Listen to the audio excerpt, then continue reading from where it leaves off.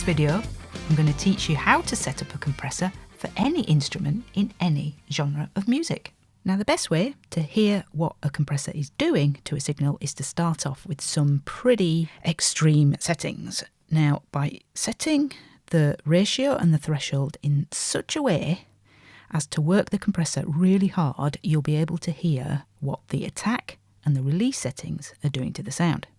First though, you need to know why you're applying compression in the first place. Is it to get a more consistent sound by controlling the peaks and narrowing that dynamic range so that your track sits more audibly or uniformly in the mix? Perhaps you want to add some more punch, or maybe you need to take some away. Is it just to add a little bit more life or excitement? So here I've got a mix of some drums that I want to use to show you how to set up a compressor.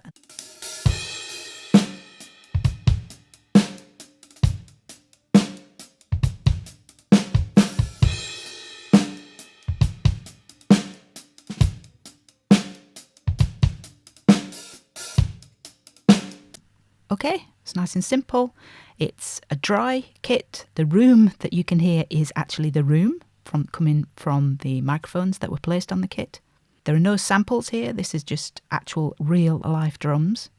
And the only compression that might exist on these recordings are any compressors that the recording engineer may have applied as he or she was recording the drums. Okay, so remember how I've said that we need to get some really heavy compression going here so we can actually hear in an exaggerated way what the compressor is doing to the sound. So to do that, we set up the compressor with a high ratio and a low threshold to really get the compressor working hard. So this method that I'm going to show you is quite a common method for being able to set up a compressor. As a beginner, this is the best way that you're going to hear the attack and release settings, and they are often the most difficult settings to grasp when you're just learning. With the ratio control on this compressor, it can go up to 100:1. But I'm just going to set something a little bit more reasonable. And then I'm going to set the release to be as fast as it can be. And then the attack, you can just kind of set anywhere, really. Let's leave it at 8. Why not? Okay, I'm going to take the threshold all the way up, and then I'm going to start playing these drums. And what I'll do is I'll start to bring the threshold down. You'll start to hear the compressor working and clamping down on the drums. You'll start to see some gain reduction here in the gain reduction meter, starting from the top moving down. And on this plugin, which is nice, you've got an input level and an output level, so you can match the input to the output, which is nice when you want to be able to A/B what you've done by using the bypass button.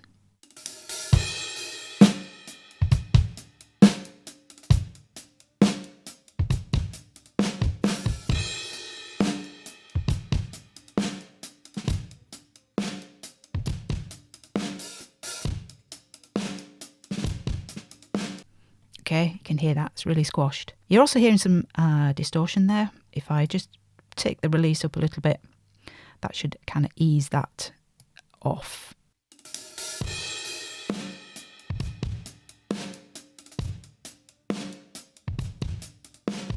Yeah, that just makes it easier to hear the compression itself.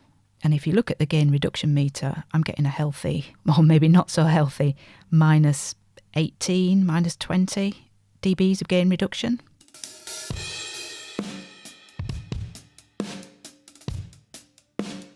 Okay, so that's roughly whereabout you want to have the gain reduction. Somewhere along those lines, certainly at least 10 dB. But as I say, as you get more experienced, you'll be able to operate the compressor at less aggressive settings. So once we're at this point, the first parameter we're going to change is the attack. And what it's concerned with is that transient part of the waveform. So when you're listening, in your mind's eye, imagine that snare drum and imagine that kick drum and imagine the stick hitting the skin or the pedal hitting the skin, and listen for the very front edge of the sound. Listen for snappiness, punch and clarity of those transients and what that looks like.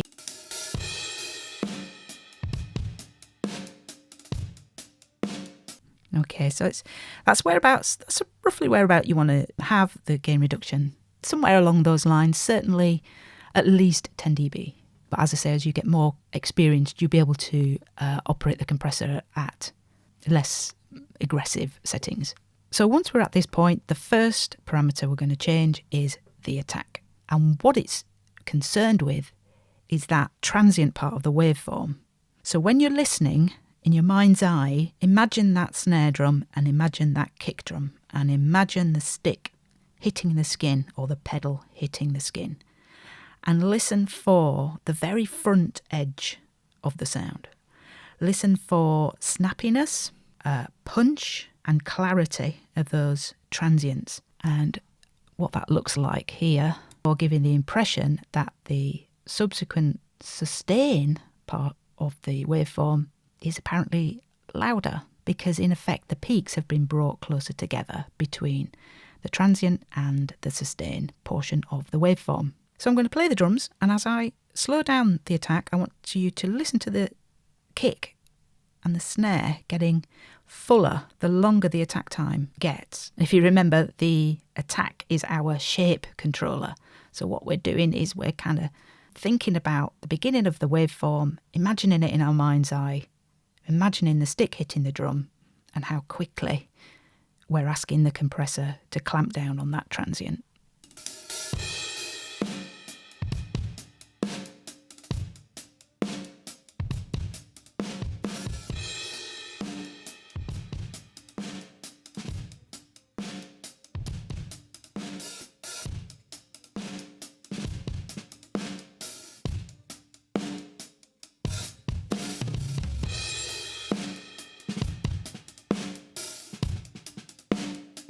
Okay, round about there you start hearing more of the snare drum, the body of the snare coming through. And if I speed it back up again, you'll hear the compressor really clamping down on that initial transient and really deadening it.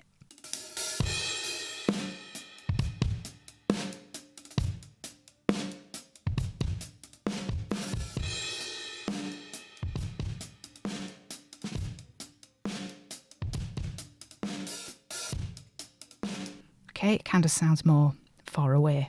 So let's get that attack to a place where we like the sound, the snappiness of the stick hitting the skin with just the right amount of body coming through. And whether that body is what we feel the drum needs in our mix, or whether we feel we need a thinner, snappier snare.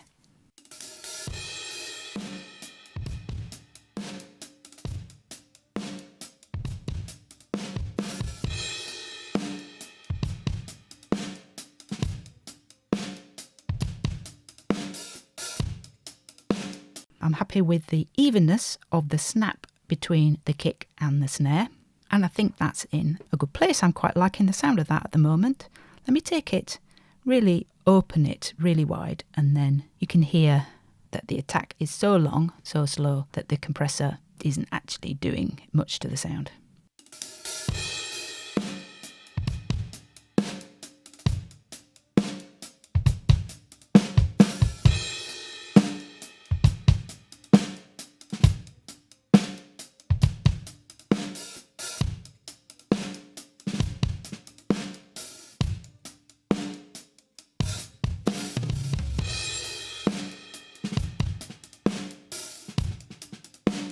Okay, I quite like that there. So the next thing we move on to is the release.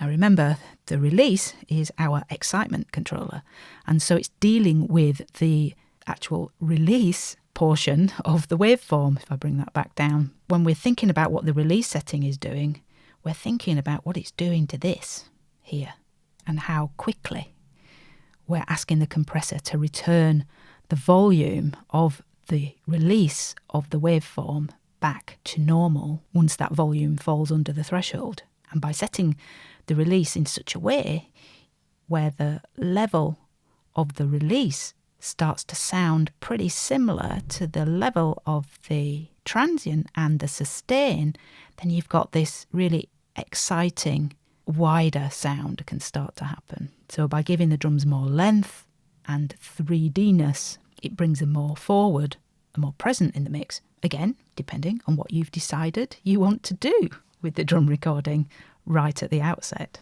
So now the idea is that what we're going to do is we've started off with the release setting really fast. So what we want to do now is slowly open up the release to the sort of slowest setting and listen to how that's affecting that sustained portion of the waveform.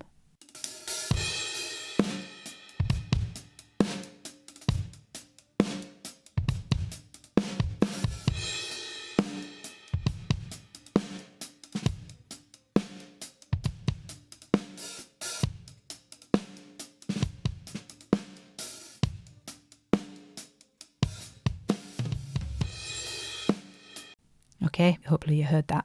The other aspect of the release is the tempo. And effectively what we want to do is have the compressor working and releasing in time with the music. Now, it doesn't have to be bang on, but when you dial it in so that it's releasing and breathing with the music, it just adds this extra bounce that's really desirable. And the two ways to set that bounce is, one, by listening, and two, by watching the gain reduction meter to see how it falls, and that by the time it's fallen down to back to zero, that is at the point just before the next hit is going to happen. And you can see it. You'll see this rhythm. It will be rising and falling in time with the music. And you'll hear this as well, adding that swing and sway to the sound. So let's play around with that.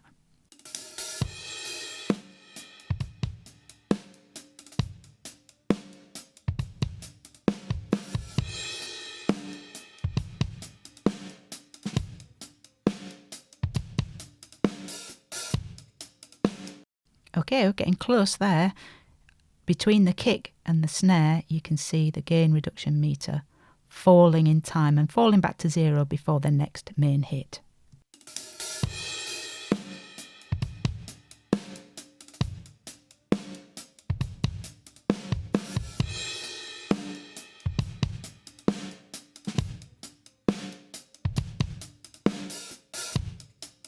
And that sounds a bit nicer again to me, because now I'm hearing more of the snares. It's having the effect of making the actual snare wires on the snare sound louder. And I like that, particularly if a drummer is playing lots of ghost notes on the snare. So a slower release gives you more of a controlled, smooth sound, but this can often sound a bit too laid back and too far away. So it depends on the song entirely, on the tempo, on the genre of the music, how present you want the drums to sound in the mix. So maybe there's something in the drums that you like the sound of that you want to enhance. For example, the snare wires, or maybe even a ring in a snare that you quite like the sound of and want to hear more of. So that's that. We've got our attack and our release settings dialed in. So let's back off on that compression now, shall we? So the next thing we go to is the ratio. And what we want to do is to bring it down to something that's a bit more normal, a bit more acceptable, and that allows the drums to sound more natural.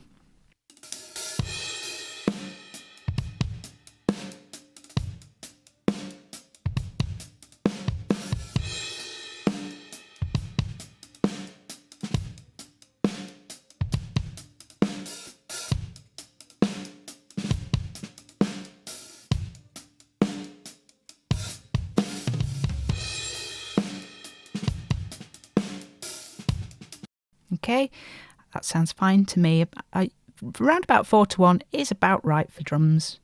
4:1 works well for most scenarios. And again, it's something you can come back to and change later. Now remember, the ratio tells the compressor how much compression to apply.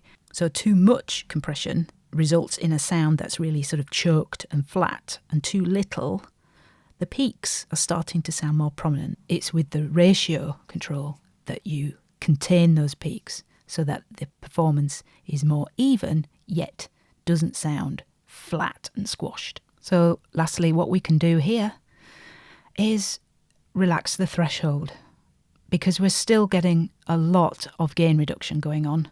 Even with a 4:1 ratio, the playing is sounding consistent. What I want to do now is back off on the threshold to get a gain reduction somewhere up here between sort of 3 and 6 dBs of compression. So what I'm listening for is just air coming back into this kit, breathing a bit of life back into the drum mix. And I'm going to be listening to the cymbals and the ghost notes, things like that, just to hear those come back and settle on a threshold that works well for the goal you will have set yourself at the outset.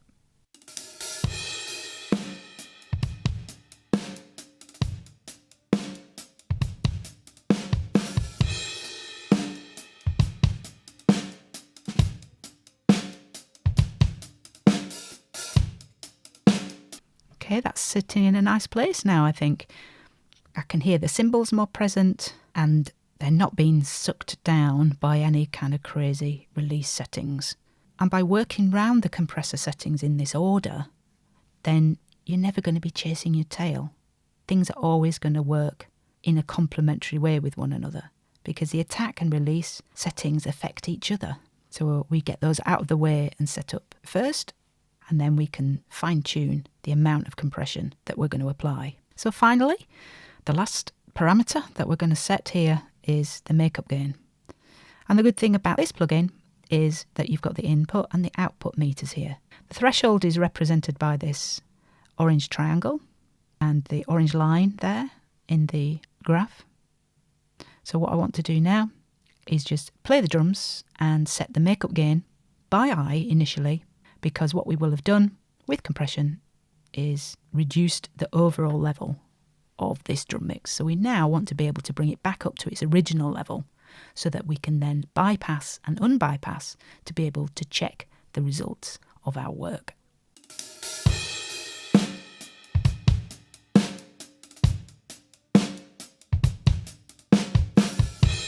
Okay, so you can see the difference there.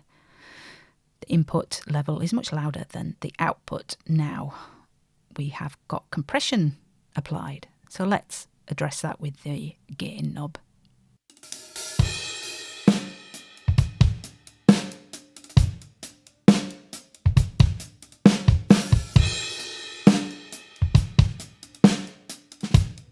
That looked about right. You're just eyeballing it really and getting a feel for it, getting it in the ballpark. So now let's listen to our drums and use the bypass control and set that final level by ear.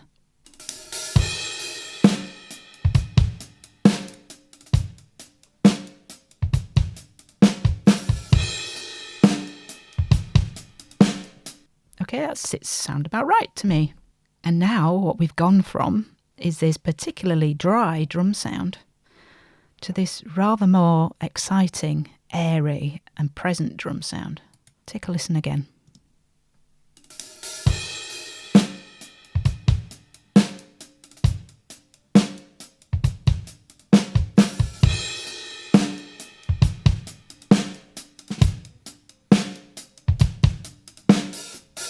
Okay, I think that sounds really good. That's great.